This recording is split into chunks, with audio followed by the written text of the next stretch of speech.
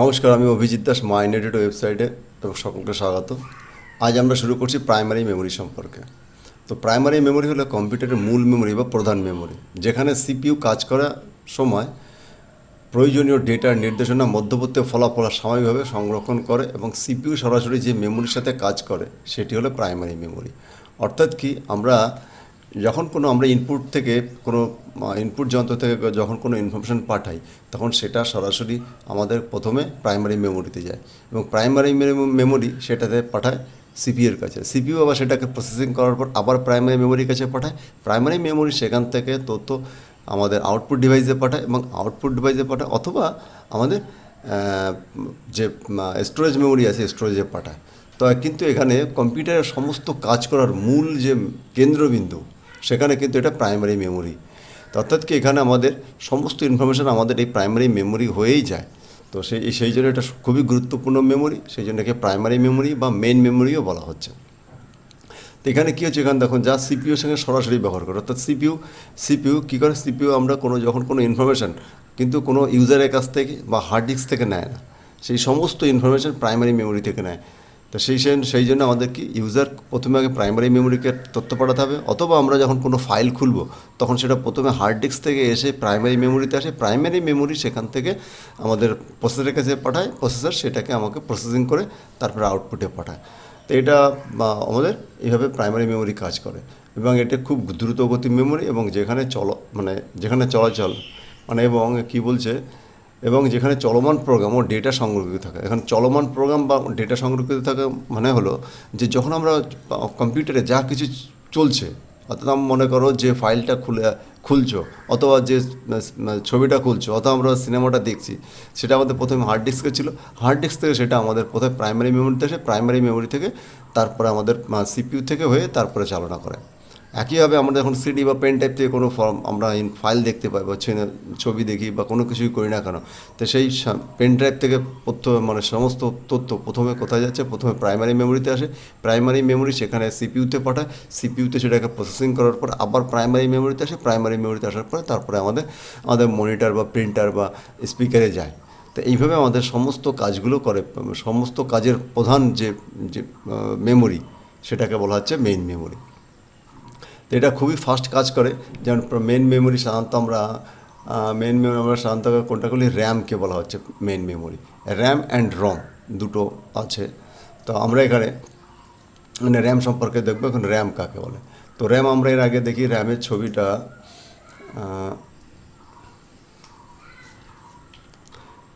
RAM image দেখো এখানে এটা হলো আমাদের র্যাম, যেটা আমাদের মাদারবোর্ডের সঙ্গে এখানে ইনবিল্ট থাকে। এই ছবিতে তোমরা দেখতে পাচ্ছ, এইটা কিন্তু আসলে র্যাম হলো এর মধ্যে কী হয়, এর মধ্যে সমস্ত তথ্য এখান থেকে হয়। এর সাইজ অনেক বেশি বড় হয় না, সাধারণত 8 GB, 16 GB, 32 GB এরকম হয়, খুবই কম সাইজের হয়, কিন্তু এর গুরুত্ব অনেক বেশি। তো এটা হলো এর বৈশিষ্ট্য কী, র্যামের বৈশিষ্ট্য কী। র্যাম হলো ভোলাটাইল মেমোরি। কম্পিউটার চালু থাকলে ডেটা থাকে, প্রোগ্রাম চালানোর সময় ডেটা সংরক্ষণ করে এবং দ্রুত গতিতে ডেটা আদান প্রদান করে। তো এখানে দেখো একদম ভোলাটাইল, খুবই এটা বোঝার জিনিস। ভোলাটাইল অর্থাৎ কি, তোমরা এইভাবে মনে করো ভোলাটাইল মানে ভুলে যায়। তা ভুলে যায় মানে কি, আমরা যখন এই যে ডিভাইসে যখন কারেন্ট থাকে, আমরা কম্পিউটার চালনা করি, তখনই এর মধ্যে ইনফরমেশান তথ্য লোড করা যায়। কিন্তু যখন আমরা কম্পিউটার বন্ধ করি, তখন এর মধ্যে থেকে সমস্ত ইনফরমেশান ডিলিট হয়ে যায়। তো সেই ডিলিট হয়ে যায়। ইভেন কি আমরা মনে করো কোনো একটা ফাইলে কাজ করছি, তুমি যদি এটাকে সেভ না করে রাখো, যখনই আমরা কম্পিউটার ইমপ্রপার শাটডাউন হয়ে যায়, অর্থাৎ তা হঠাৎ করে বন্ধ করে যায়, বন্ধ হয়ে গেলে কিন্তু সেই ফাইলটা আমাদের হারিয়ে যাবে, সেই ফাইলটা আমরা পাবো না। তো এটা হলো আমাদের প্রাইমারি মেমোরির বৈশিষ্ট্য। প্রাইমারি মেমোরির বৈশিষ্ট্য কি, আমাদের যে ইনফরমেশান যখনও ইলেকট্রিসিটি থাকবে তখনই কাজ করবে, কিন্তু বাকি সময়ও কোনো ইনফরমেশান থাকবে না। তা এটার কারণও আছে, কারণ কি এর সাইজ খুবই ছোট হয়, আর এর সমস্ত কম্পিউটারের মেমোরির উপরে এর উপরে ডিপেন্ড করে থাকে, এবং এটাকে খুব ফাস্ট মেমোরি, এবং তুলনামূলক কস্টলিও বেশি, দাম বেশি। তো সেই জন্য কী করতে হয়, একে তো আমাকে সবসময় একে খোলাপড়া করতেই হবে।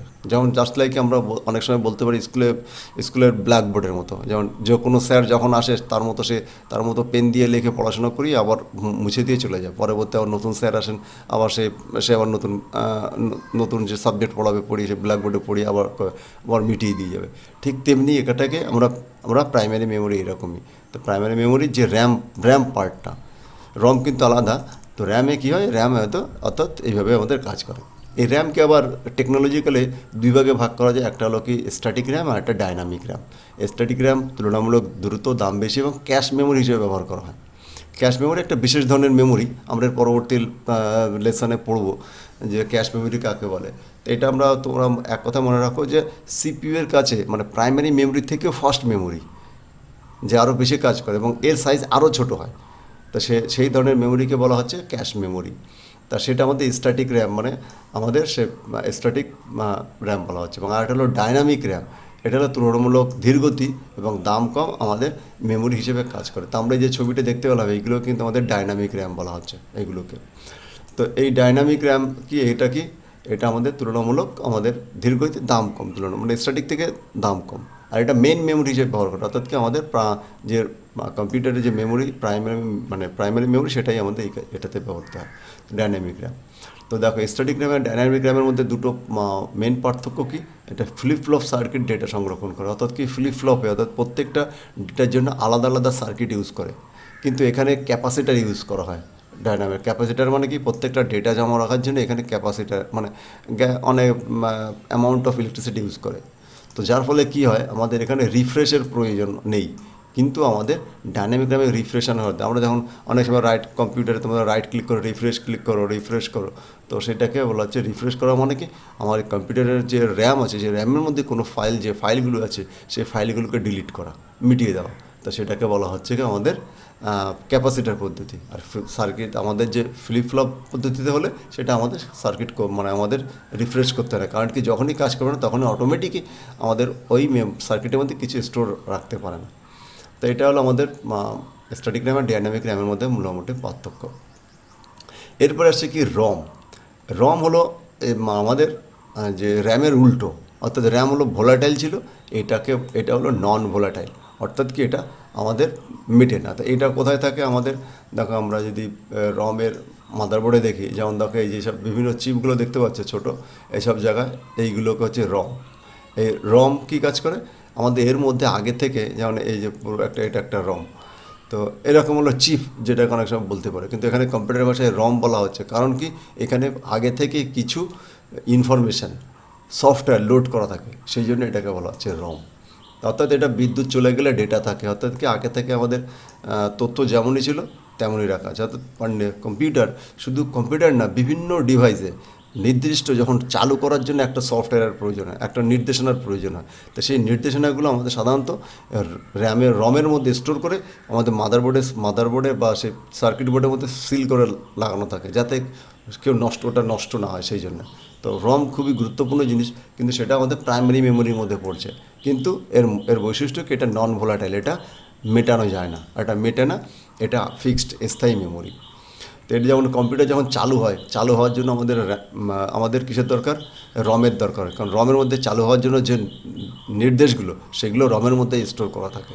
তো সেই জন্য এটাকে আমাদের খুবই গুরুত্বপূর্ণ মেমোরি। রমকে আমাদের কম্পিউটারকে চালনা করে, র্যাম হলো কম্পিউটারের সমস্ত মেমোরিটাকে ম্যানেজমেন্ট করে।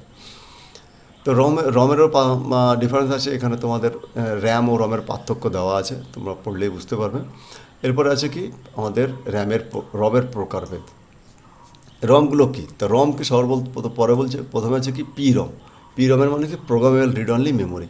অর্থাৎ কি একটা রম বা এরকম একটা চিপ, এই যে চিপটা আছে, এই চিপে যখন কোম্পানি থেকে এর মধ্যে কোনো তথ্য ইনফরমেশান লোড করে দিবে আর এর মধ্যে মেটানো যাবে না, তখন সেটাকে বলা হচ্ছে কি আমাদের পিরম, অর্থাৎ প্রোগ্রামেবল রিড অনলি মেমোরি। অর্থাৎ একবারই মাত্র এটাকে প্রোগ্রাম করা মানে এর মধ্যে তথ্য লোড করা যাবে, আর কোনো কিছু করা যাবে না। যেমন সিডি, আগে সিডি ছিল, যে সিডিতে আমাদের যা আছে শুধু একবার পড়া যায়, কিন্তু এর মধ্যে আমাদের কী করা যায় না, এটাকে রাইট করা যায় না, সিডিআর যেটা বলা হয়, সিডি রিডেবল। অর্থাৎ কি এর মধ্যে আমাদের কোনো কোম্পানি একবার এটা এর মধ্যে যা লোড করে দিয়েছে সেটা ছাড়া আর কিছু দেখতে পাওয়া যাবে না।